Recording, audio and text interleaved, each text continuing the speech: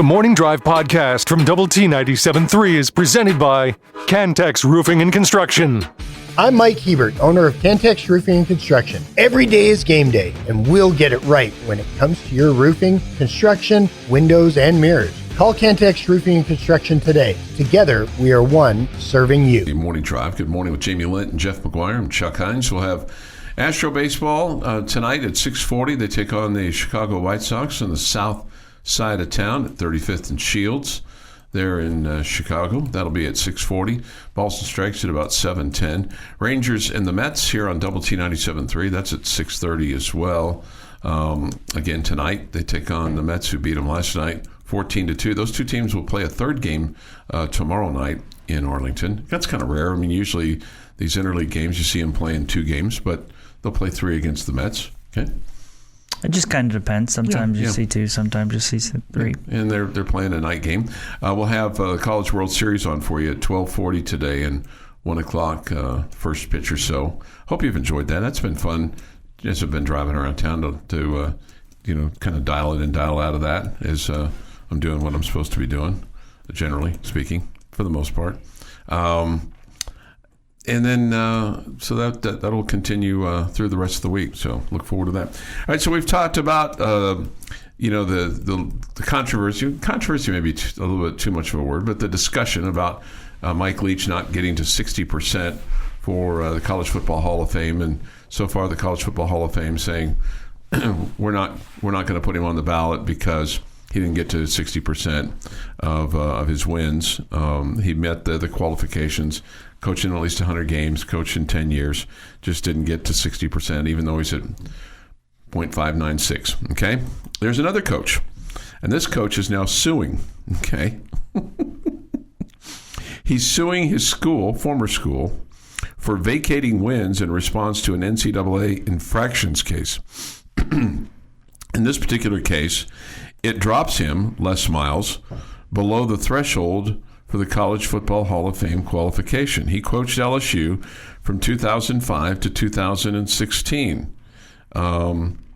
They vacated last year 37 wins because of recruiting violations stemming from impermissible benefits paid to the father of former player Vidal Alexander by a former booster.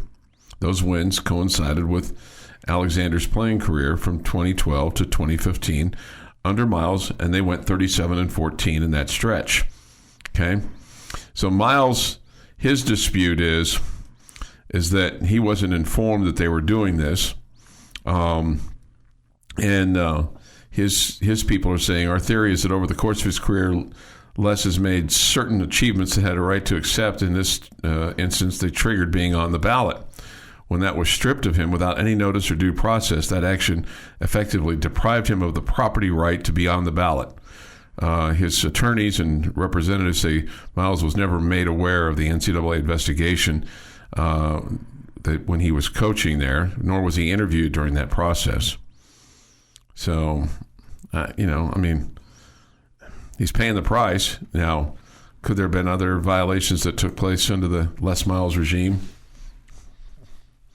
Sure, there could have been. Sure, there could have been. I mean, and in today's world, it's completely permissible for a booster to pay a player, but that's not what the argument is. Anyway, I just thought that was kind of interesting that, he's suing just so he can attempt to be in the College Football Hall of Fame. Yeah, to get his wins back. I don't think the way he finished that a lot of people would vote for him anyways. I agree. Yeah. I agree. I agree. Came off as a bit of a crazy man and was just pretty much a bad look. No doubt. And in so many forms or fashion that you would go, even if he was on that ballot, would you vote for him? His last stop was Kansas. He and KU parted ways, is what they say. There was allegations that Miles had behaved inappropriately towards female students during his tenure at LSU. Yeah, so that would keep you also from maybe being somebody that he would vote for. You would vote for, right? Yeah, some people would say it's just about the football. Other people would disagree. Yeah, I know. It's not Hall of Good People. It's Hall of What You Did. But sometimes there is a line that you just go, man, that's a line that was crossed that you just can't look over. Totally fair. So I just thought that was, like I said, I just thought that was kind of interesting given the other fact. 6:37. Were you going to say something? No. Well, no, I just think it's odd that, you're suing just so you can attempt to get into to the College Football Hall of Fame. It's definitely a bad look, and acting like the violations that occurred and that you didn't have anything to do with them, and yet you were at that school. Yeah, he knew what was going on. Yes, exactly. He knew what was going on. How much did you benefit from illegal things that were going on at LSU? It's not always been the most squeaky clean organization. I don't think so. No matter who the coach has been. And truth be told, that's pretty much everywhere. Okay, but to act like, okay, well, I didn't have anything to do with that, I should still be allowed to. It's weak. Hey man, maybe if you hadn't gone to Kansas and lost so many games there, you still would have been above 60. I didn't look at those numbers. Where you could still lose your 37. Okay, you could still lose your 37 games at LSU. If you hadn't gone to Kansas and lost so many games there, you probably still would have been above 60. Yep. And then you could have been on the ballot, and people could have said, "Yeah, I don't think I'm going to vote for this guy because he's a bit of a clown." One last little, post-mortem on the U.S. Open golf, and this is really, really disappointing because he should know better than this. But apparently, the way that Rory McIlroy handled himself after his loss was not the most gentlemanly. Refused to go and visit with the reporters like is normal after a golf tournament. He refused an interview with NBC, but also he left before the runners-up trophy was given, and he also left without, congratulating the winner. My understanding is, from what I've read, he got in his car so quick and packed his bags so fast, they scrambled a jet and they got out of town before they did anything. Now, of course, there's been a written, formal, hey, here, congratulations. But that was a bad look for Rory McIlroy at the U.S. Open. This is the Morning Drive Podcast from Double T 97.3, presented by Cantex Roofing and Construction. Today is June the 18th, 2024. Here is Jeff McGuire. Going to start us off in 1947 because Cincinnati Reds pitcher Ewell Blackwell. That's a little harder to say than you think it is. Ewell Blackwell. Ewell Blackwell. What would his nickname be, Jamie? Ewell Blackwell. Dip? Could you take a dip in the well? EB.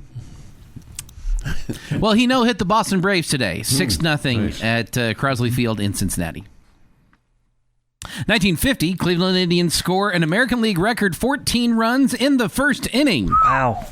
They beat the Philadelphia A's 21-2 at Cleveland Stadium. Good luck to the Houston Astros for accomplishing that feat tonight with 15 runs.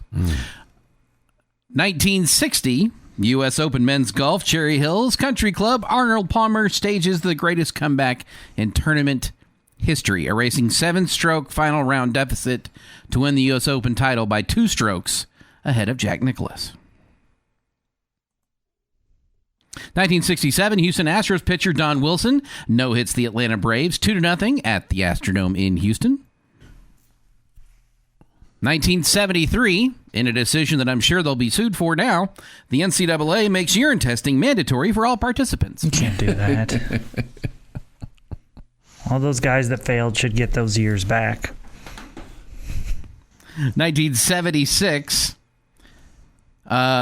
Bowie Kuhn, Kuhn? Yeah, that's right. Bowie Kuhn. He was the commissioner. He was the commissioner, yeah. Voids the Oakland A's sale of players totaling $35 million. Joe Rudy and Raleigh Fingers to the Boston Red Sox, and Vida Blue to the New York Yankees. Yeah, that was his best interest of baseball clause. Was little known codicil at the time. 1986, California Angels Don Sutton becomes the 19th Major League Baseball pitcher to win 300 games. 2006, former Red Raider Josh Bard gets 3 hits and scores twice in a Padres 7-3 win over the Angels. And in 2017 U.S. Open, Brooks Koepka wins his first major title by 4 strokes over Brian Harman. Congratulations to him. It is National Cherry Tart Day. I love the cherry tart. You're not a big cherry guy, are you? No, I'm not. I would much rather have like a raspberry, yeah. or a blackberry. Mm-hmm. Happy birthday, even though, Chuck doesn't wish it was his birthday because, he hates him. Paul McCartney, 82 today. I don't hate him. I just don't like the Beatles. I like Paul McCartney with wings. Blake Shelton, 48. Antonio Gates, 44. Bruce Smith, 61.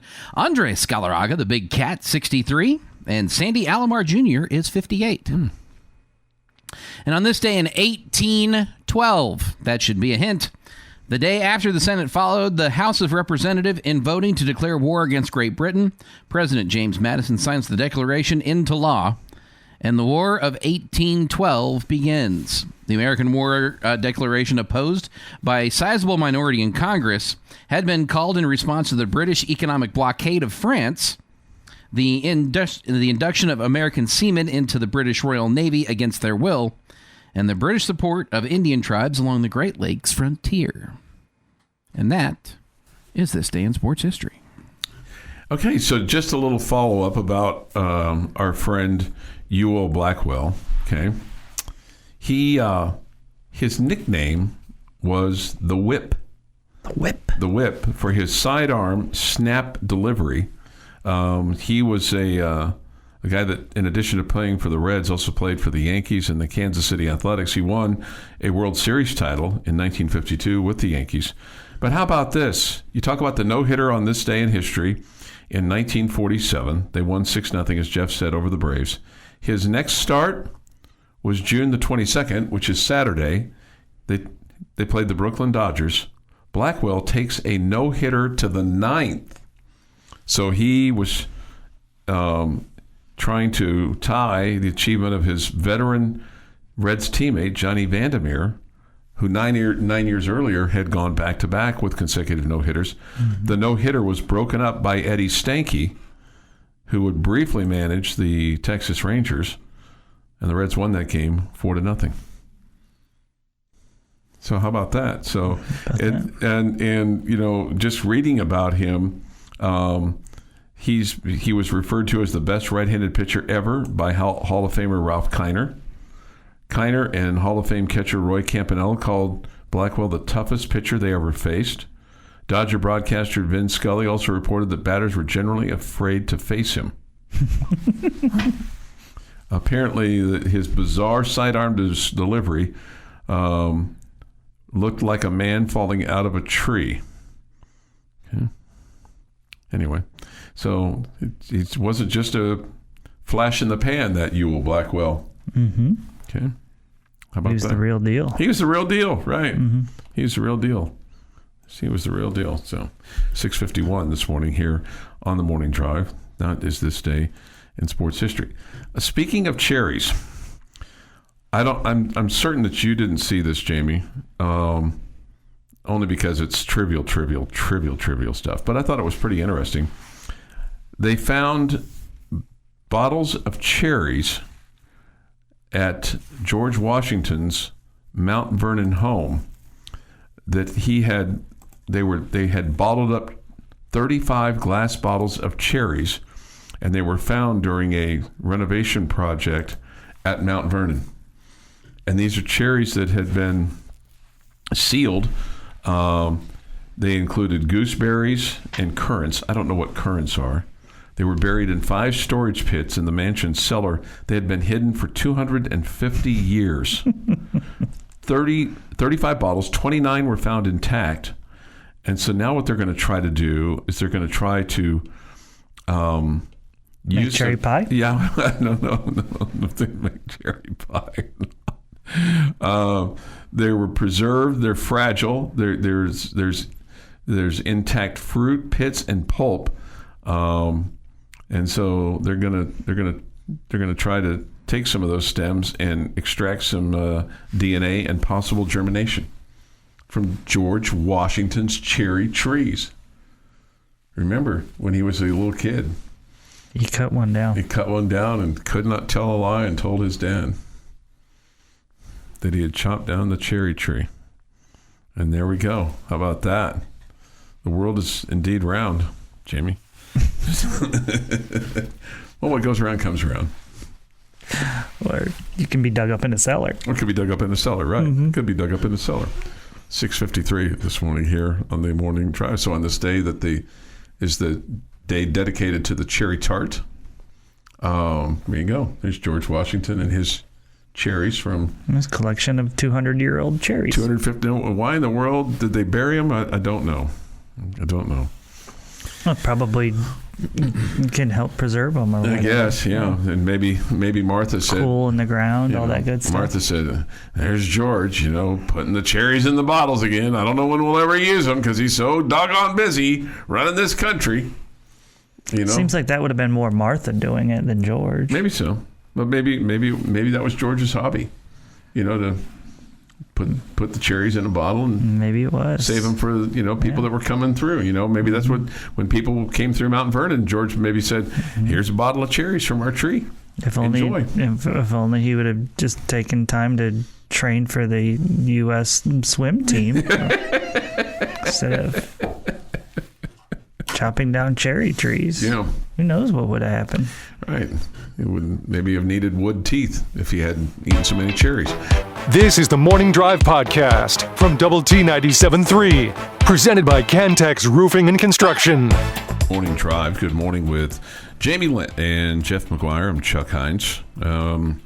So we're talking about the Ring of Honor. And look, I'm not going to say that neither one of these guys, Wes Welker is a no-brainer. Okay, it's a no-brainer. I just my initial thought was when I saw that release, is like, really?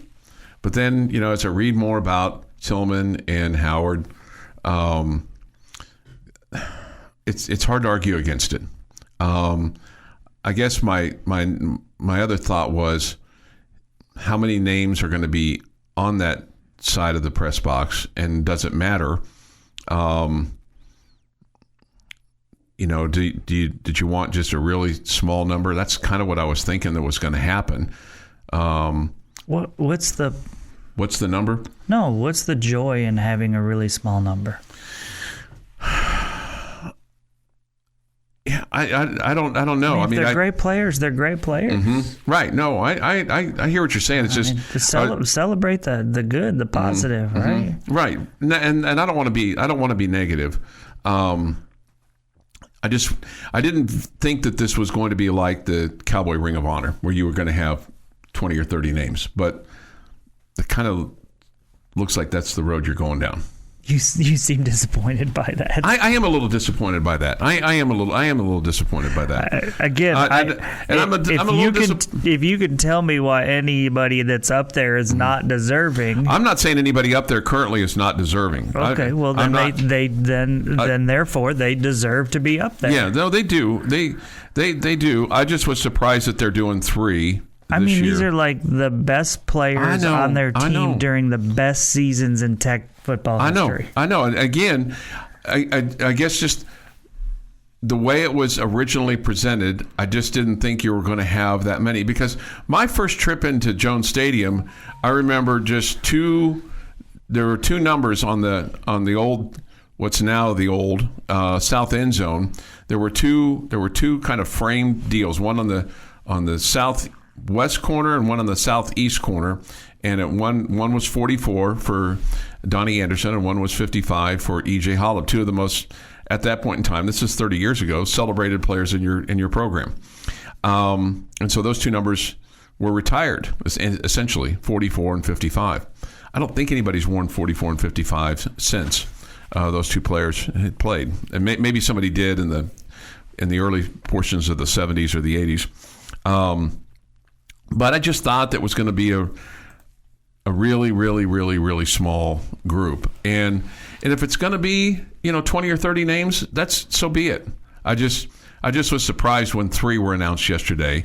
And I guess if you were to give me a list of players, maybe others, maybe people longer in the tooth than me, would have said, "Oh yeah, Howard and Tillman. Yeah, I'd put those guys in next." There'd just be some other names that I would have maybe put in ahead of those 2 guys. But when you look at their numbers and you look at their bios, and you look at their stats, especially Howard, because that was the one that was really a question mark in my mind. But then I read the release and read what he did. It's hard to argue against him. Well, you have a perception of him of when he played with the Chiefs, and it's not about when I know he it played is. with I the know. Chiefs. It's about what he did at Texas Tech. I know that, and yet when you look at anyway, but it wasn't even so much that. It was just my.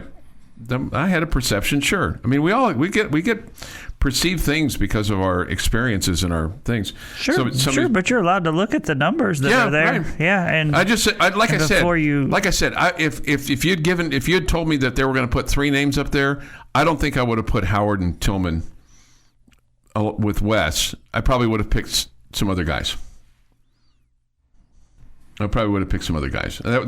Those 2 names surprised. Like, oh really? Those are the next 2 guys? And like I said, Graham Harrell probably not available because he's coaching at Purdue. The one aspect of this I will agree a little bit with Chuck is that I was shocked that it was 3 this time. Like if you'd spread this one a year for the next 3 years, that I don't know that would have been as shocking. But I think it's the jump of adding 3 this year when that's not something that we've done. You may have added 2, but this is a big addition to the ring. All of these guys are deserving, and I have no issue with any of them going up. But it's the 3 in 1 year. I went, oh wow, okay. Hello, Ring of Honor. Welcome your new members, plural. And see, I guess I thought that the Hall of Fame was going to be one level, and then the Ring of Honor was going to be an existential number. I just, Chuck, you've said something around this building and the older building that we used to have that I think is totally fair, and that and it's probably this way at most places.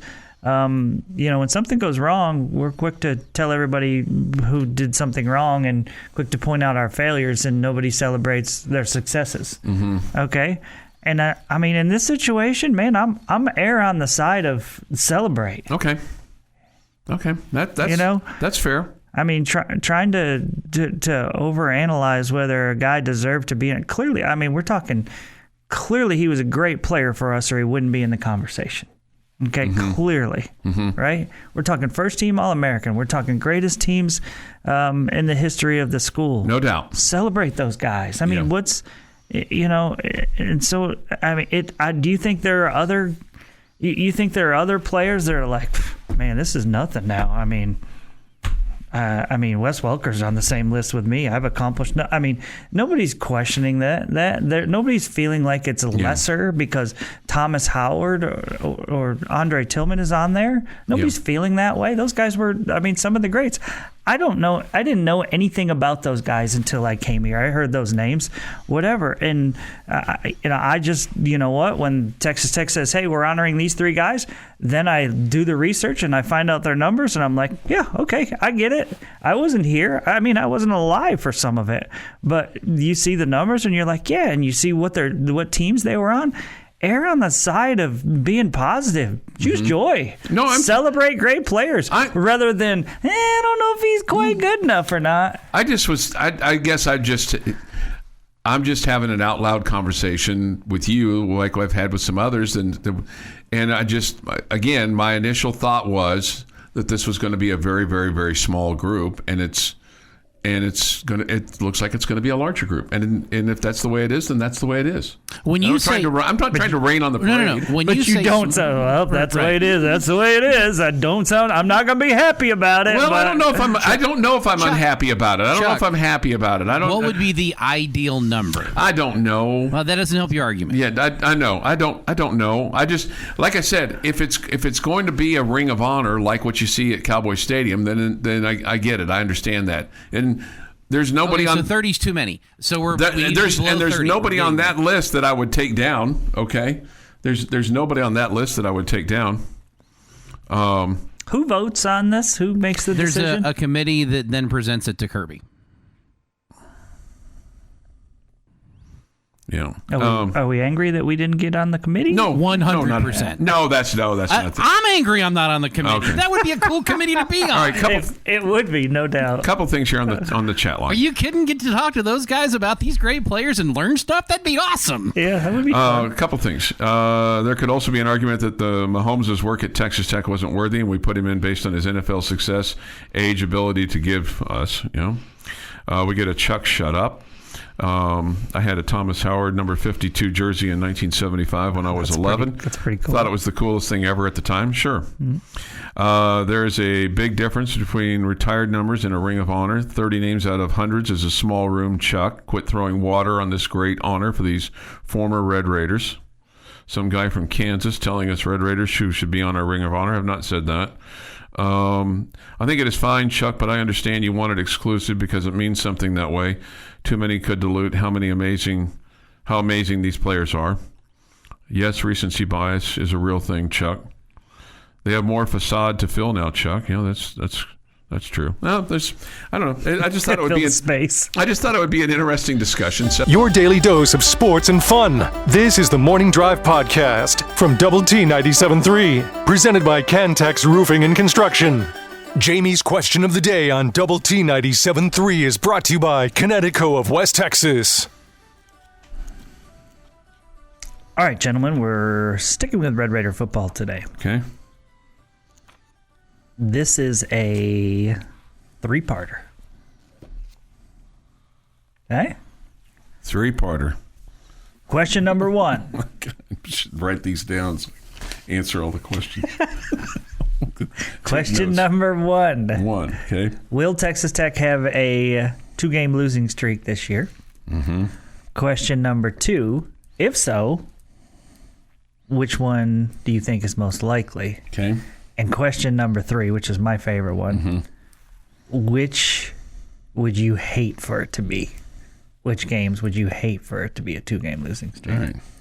The most. Because you're going to hate all of them, but which would you hate the most? Okay. I did take notes.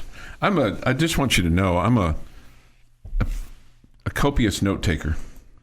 And I like to refer back to my notes. I should do a better job of taking notes on this show.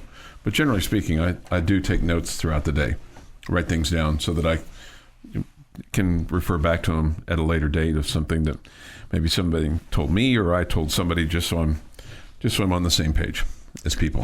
Okay, It's exciting. Well, just wanted you to know that. Okay. Do I think we'll lose 2 games in a row? Yes, I do. I think we'll lose 2 games in a row. The 2 games in a row that are likely. Likely would be at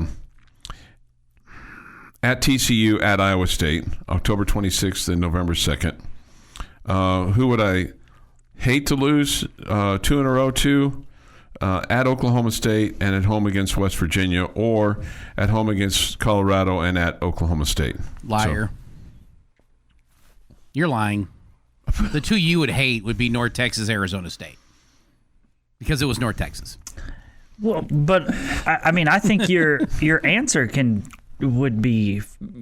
I mean, it has to factor in like at the beginning of the season, right? Like, sure, could be that could be your answer. Like, the thought of losing the first 2 and being so excited about the season. Yeah. Then we started 0-2. Goodness, that would put a damper on things. Well, talk about throwing water on something. I'm just saying you didn't say North Texas, and that's the game you're most worried about on the schedule. I'm worried about it. Yeah, I'm concerned about it. I'm telling you, it's going to be closer than what we think it's going to be, but we're not going to lose the game. Well, if we're not going to lose the game, why are we worried? I'm still worried. We need style I think it's going to be close.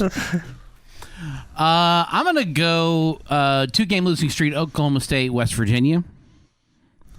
That it will be a lose to Oklahoma State leads to a loss to West Virginia type situation, which is what I'm concerned about. So, yes, I think you do. I think that would be the one that is most likely to happen. The two I would absolutely hate to have happen would be Abilene Christian and Washington State. If that happens, I'm not coming to work that next week. Just go ahead and call me in sick. Are you quitting? Just sick of the losing. And the only cure for it is not coming to work. Because this place may burn down if you lose the first 2 games of the season. 0-2 will not be accepted this year. Well, you wouldn't have a job to come back to anyways after you took the week off. Goodness. Usually telling your employers that, hey, I'm going to be sick 4 months from now doesn't usually work out well for you. Giving you a little heads up so you can get my shift covered. And that's only if you lose both of those 2 games. Okay, I say you are not going to have a 2-game losing streak.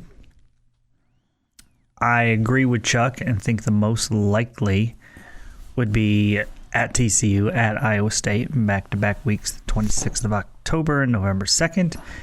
And the one that I would hate the most, and this is tough for me, I'm going to go the Colorado-Oklahoma State stretch, just edging out the Baylor-TCU stretch. Because I hate losing to those 2 schools as well. But losing to Dion and Okie State would put a... just make me not super happy. I would struggle to choose joy. But you would report for work on Monday. I would plan to, yes. Yeah. Just throw in the towel and give up. Yeah. like somebody else. You start 0-2 at this schedule like we did last year. Yeah. We may not have a tower anymore. The city may burn down. I don't need to be here for that. I can be defending my apartment with my dog. I will be perfectly fine. I mean, if we're being completely honest with you, it'd make for easy shows. Yeah, right. Just read the chat line. Everybody ticked off for 2 weeks. Yeah, we would just hang up and listen is what we would do. We would just read and go, hang up and listen. Yeah, feel the same way. Yeah, that does stink. Hang up and listen. Yeah.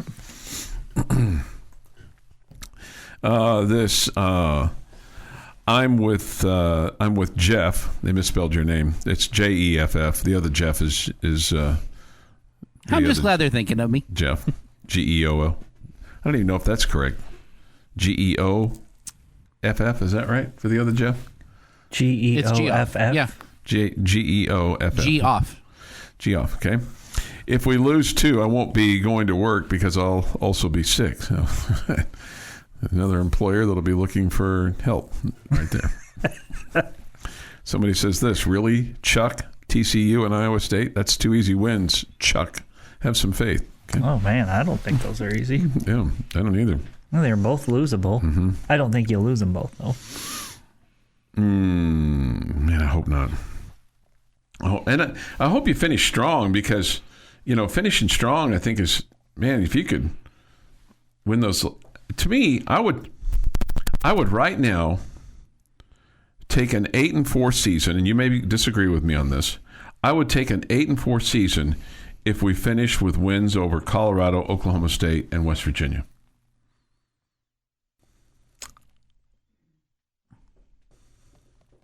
Yeah, I think I would. Okay, who are your losses to? Yeah. Arizona, Baylor, TCU, Iowa State? Maybe. It has to be Arizona, Iowa State. You're gonna TCU. Man, you can't lose to Baylor at home. Yeah, you might lose.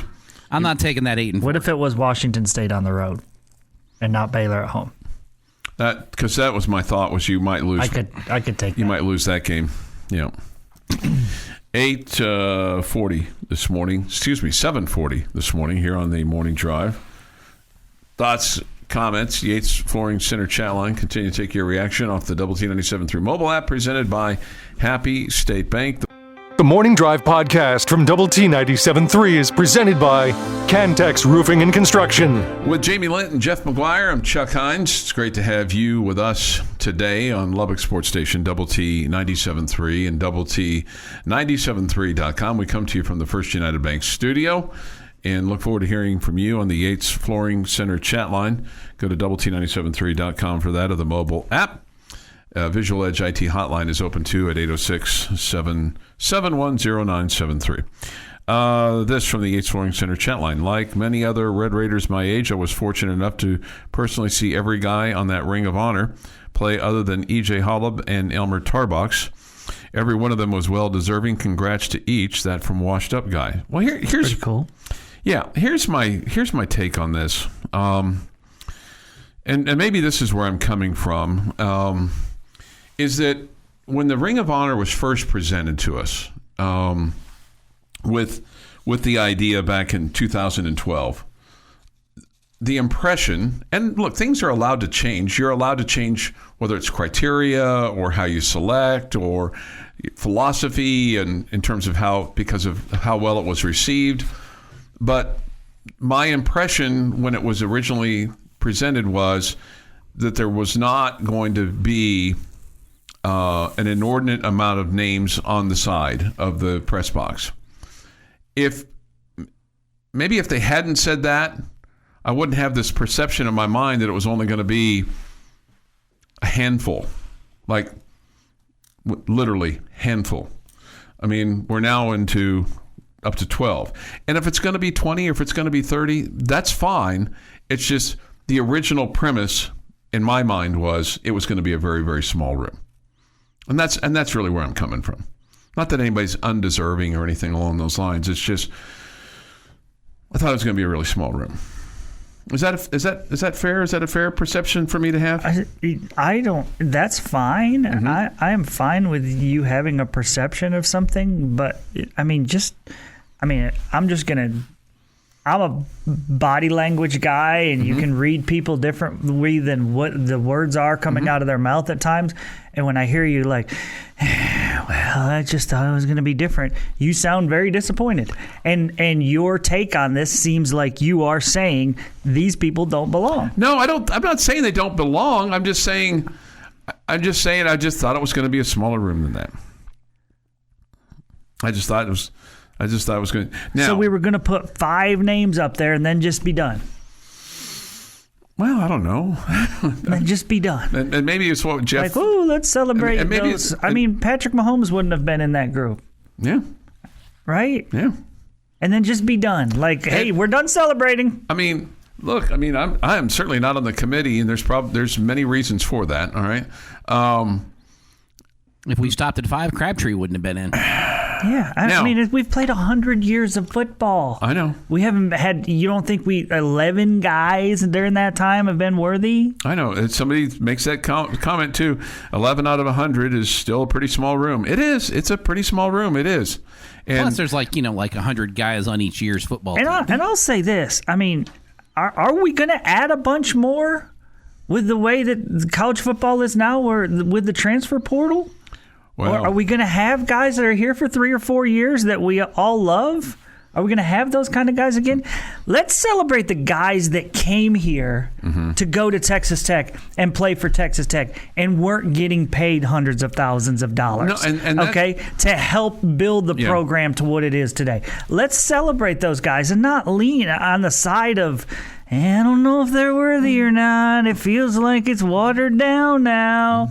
Let's err on the side of these guys were great players for great teams. I know. I understand that. I hear what you're saying. First team All-Americans, they were the best player in college football at their position. And I was getting ready to go to there. So when you look at first team All-Americans, there's only, at this point in time now, of the 12, there's only 3 guys that weren't first team All-Americans. Okay. Elmer Tarbox, Patrick Mahomes, and Wes Welker. The others are all first-team All-Americans. The other first-team All-Americans that potentially could be up there, and two guys that I think that probably should be up there. In addition to Graham Harrell, that to me is a given. Graham was a first-team All-American in 2008. But Byron Morris, Bam Morris, and Byron Hanspard, both those guys won Doak Walkers. Yeah. Do you think both those guys deserve to be up there? The Doak Walker thing plays large here. Mm-hmm. I think I'm not as sure about those guys as I am others. Okay. To be honest with you. Okay. Hanspard had a 2,000-yard season, which was something you didn't see a whole lot of. And so, still your all-time leading rusher, is he? 30 seconds. In a season? No. Career. I think Taj is going to... Taj may be able to beat him, but he's not there yet. It's going to take a 6th year. Yeah, I was going to say a little bit extra. Career. So while you're looking that up... Career yardage, Hanspard number 1, James Gray number 2, Ricky Williams number 3. Where's Taj on that list? I don't have the updated list. Okay, gotcha. This is from last year. Gotcha. Jason Morrow was a first-team All-American. He's not Ring of Honor. No, he's not. That's exactly right. So because that's my point. Just because you were a first-team All-American doesn't necessarily mean that you're going to be a Ring of Honor. Antoine Wesley, Tyree Wilson. Both those guys were first-team All-Americans. Now, Andre Tillman and Thomas Howard, yep, both those guys were first-team All-American. I saw some on social media campaigning for Dan Irons, an offensive tackle who played on the 70s. He played in those mid-70s years. It's going to be really hard to put an offensive lineman up there. I'm not saying he's not worthy. It's just you got the people that were there at that time watching, because you can't look at numbers and figure out how good an offensive lineman was. No. And another guy who folks will point to is Charles Ortegon, who was a first-team All-American in 1989. Played on that James Gray team that helped open up holes for him. That won that. What about a guy like Jakeem Grant, who's your all-time receiving leader? Right. Receiving yardage. Right. Yeah, I think he's worthy. Yeah. So, what about a guy like Cliff Kingsbury? Great quarterback for you and a former head coach. Obviously, you put him up for the quarterback. Yeah, he goes up for the quarterback, not for the former head coach. He's deserving. I vote yes. Yeah. So, it does seem like there's a little bit of change in philosophy in terms of the numbers, especially since you're putting 3 in this time. And if that's the case, that's cool. That's it's cool. Well, like I said, I'll still go. I'll still show up to the game. 8. I'm not gonna like it, but I'll be there. No, I'm not gonna be like that. I'm not gonna be like. Just wanted to raise the discussion. I knew it was going to not go well. This has been the Morning Drive Podcast, presented by Cantex Roofing and Construction. Check out our library of Double T 97.3 podcasts at doublet97.3.com.